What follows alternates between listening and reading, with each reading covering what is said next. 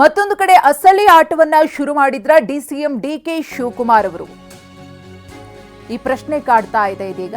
ಸಿದ್ದರಾಮಯ್ಯನವರಿಗೆ checkmate ಇಡುವುದಕ್ಕೆ DK Shivakumar ಅವರು ಮುಂದಾದ್ರ? ಈ ಹಿಂದೆ ದೆಹಲಿಯಲ್ಲಿ ನಂಬರ್ ಮುಖ್ಯ ಅಂತ ಸಿಎಂ ಹೇಳಿದ್ರು. ಹೈಕಮಾಂಡ್ ಭೇಟಿಗೆ ತೆರಳಿದ್ದ ವೇಳೆ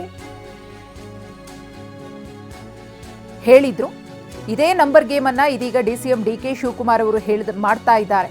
ಸಿಎಂ ಆಪ್ತರು ಪದೇ ಪದೇ ಶಾಸಕರ ಬಲ ಮುಖ್ಯ ಅಂತ ಮತ್ತೊಂದು ಕಡೆ ಹೇಳ್ತಾ ಇದ್ದಾರೆ.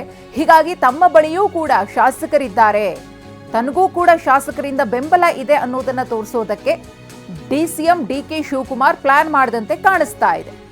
ಹೈಕಮಾಂಡ್ಗೆ ಶಾಸಕರ ಬಲವನ್ನ ತೋರಿಸಲು ಡಿಕೆ ತಂತ್ರ.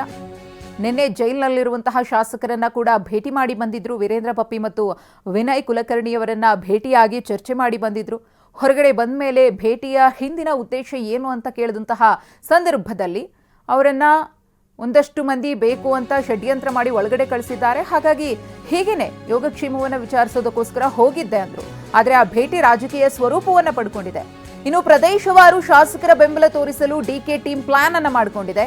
ಒಕ್ಕಲಿಗ ಶಾಸಕರಲ್ಲದೆ ಬೇರೆ ಬೇರೆ ಸಮುದಾಯದ ಶಾಸಕರ ಬಲವೂ ಕೂಡ ಡಿಕೆ ಅವರಿಗೆ ಇದೆ ಅನ್ನೋದನ್ನ ತೋರಿಸೋದಕ್ಕೆ ಅವರ ಟೀಮ್ ಪ್ಲಾನ್ ಮಾಡಿಕೊಂಡಿದೆ. ಬೇರೆ ಸಮುದಾಯದ ಶಾಸಕರ ಬೆಂಬಲ ತೋರಿಸಲು ಯತ್ನಗಳು ನಡೀತಾ ಇದೆ. ಹಳೆ ಮೈಸೂರು ಭಾಗದ ಜೊತೆಗೆ ಕಲ್ಯಾಣ ಕರ್ನಾಟಕ, ಮುಂಬೈ ಕರ್ನಾಟಕ, ಮಲೆನಾಡು ಭಾಗದ ಶಾಸಕರ ಜೊತೆಗೆ ಸಂಪರ್ಕದಲ್ಲಿ ಇದ್ದಾರೆ. ಅಗತ್ಯ ಬಿದ್ದರೆ ಶಾಸಕರು ದೆಹಲಿಗೆ ತೆರಳುವಂತಹ ಸಾಧ್ಯತೆಯೂ ಇದೆ.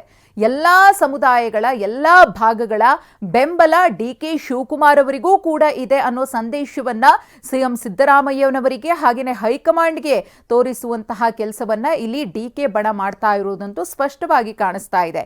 ನಂಬರ್ನ ಆಧಾರದ ಮೇರೆಗೆ ಯಾರು ಸಿಎಂ ಆಗಿ ಮುಂದುವರಿಬೇಕು ಅಂತ ನಿರ್ಧರಿತ ಆದ್ರೆ ನನ್ನ ಬಳಿಯೂ ಕೂಡ ಅವರಿಗೆ ಸಮಾನವಾಗಿ ನಂಬರ್ಸ್ ಇದೆ, ಶಾಸಕರ ಬೆಂಬಲ ನನಗೂ ಕೂಡ ಇದೆ ಅನ್ನೋದನ್ನ ತೋರಿಸೋದಕ್ಕೆ ಇಲ್ಲಿ ಡಿಸಿಎಂ ಡಿಕೆ ಶಿವಕುಮಾರ್ ಅವರು ಪ್ರಯತ್ನವನ್ನ ಪಡ್ತಿದ್ದಾರೆ ಅನ್ನೋದರ ಬಗ್ಗೆ ಒಂದಷ್ಟು ಬಲ್ಲ ಮೂಲಗಳಿಂದ ನಮಗೆ ಮಾಹಿತಿ ಲಭ್ಯವಾಗ್ತಿದೆ.